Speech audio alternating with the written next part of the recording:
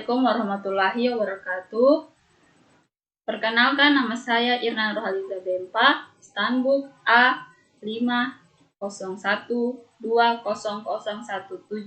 dari kelas A Bimbingan dan Konseling.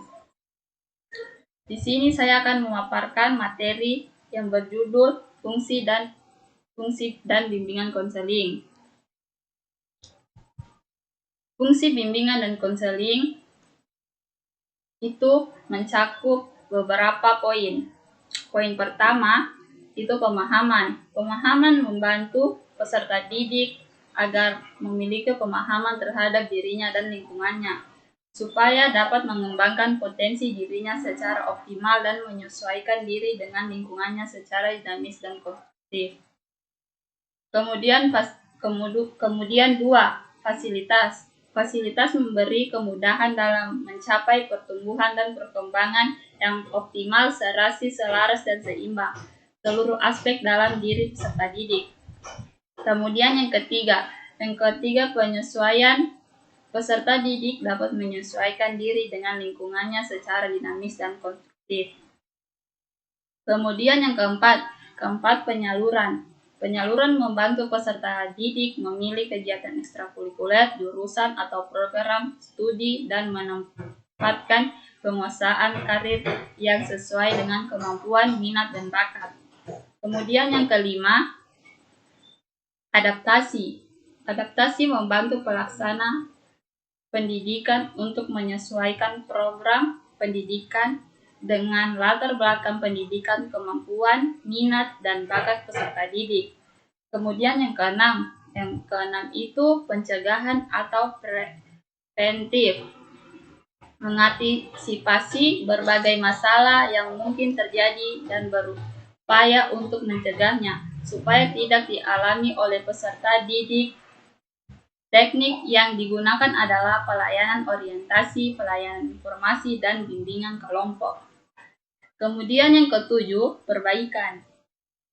Memperbaiki kekeliruan peserta didik dalam berpikir, berperasaan, dan bertindak dengan melakukan intervensi, memberi perlakuan supaya memiliki pola pikir yang sehat, rasional, dan perasaan yang tepat kepada tindakan yang produktif dan normatif. Kemudian yang ke-8. Yang ke-8 itu penyembuhan atau kuratif, pemberian bantuan kepada peserta didik yang telah mengalami masalah pribadi, sosial, belajar maupun karir. Teknik yang digunakan adalah konseling dan remedial teaching. Kemudian yang ke-9, pemeliharaan. Membantu peserta didik supaya dapat menjaga dan mempertahankan situasi kondusif yang telah tercipta dalam dirinya agar terhindar dari penyebab penurunan produktivitas diri.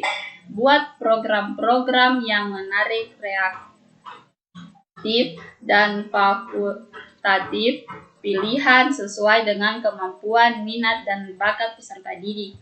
Kemudian yang terakhir, yang ke-10, pengembangan. Menciptakan lingkungan belajar yang kondusif dengan memfasilitasi perkembangan peserta didik, maka program bimbingan harus sistematis dan berkesinambungan dalam upaya membantu peserta didik mencapai tugas-tugas perkembangannya.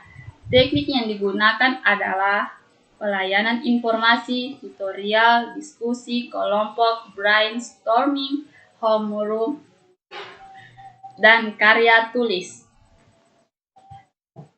Ya, sekian materi yang dapat saya sampaikan. Lebih dan kurangnya saya mohon maaf. Wabillahi taufiq wal hidayah. Wassalamualaikum.